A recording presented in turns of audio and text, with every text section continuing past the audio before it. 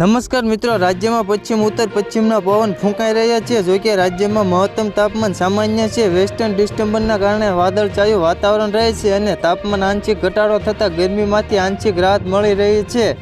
મહત્તમ તાપમાન 39 ડિગ્રી આસપાસ નોંધાઈ રહ્યું છે। હવામાન વિભાગના જણાવ્યા પ્રમાણે હાલ તો તાપમાન સામાન્ય છે, પરંતુ ફરી 4 દિવસ બાદ મહત્તમ તાપમાનમાં વધારો થશે અને કાળઝાળ ગરમીનો અહેસાસ થશે। હવામાન નિષ્ણાત અંબાલાલ પટેલે ન્યૂઝ 18 ગુજરાતી સાથે વાત કરતા જણાવ્યું કે 24 એપ્રિલ બાદ ફરી વેસ્ટર્ન ડિસ્ટર્બન્સ આવશે। આ અરસામાં ગરમી વધશે। મધ્ય ગુજરાતના ભાગોમાં 43 ડિગ્રી મહત્તમ તાપમાન પહોંચી જશે।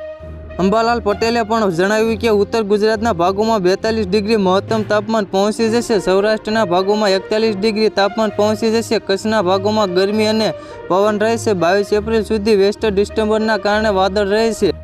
તો મિત્રો, હાલ માટે એટલું જ। ફરી મળીએ નવી અપડેટ અને નવા સમાચાર સાથે। તે પહેલાં ખાસ કરીને વિડીયોને લાઇક અને YTV ગુજરાતી ન્યૂઝ યુટ્યુબ ચેનલને ખાસ કરીને સબસ્ક્રાઈબ કરવાનું ભૂલતા નહીં મિત્રો।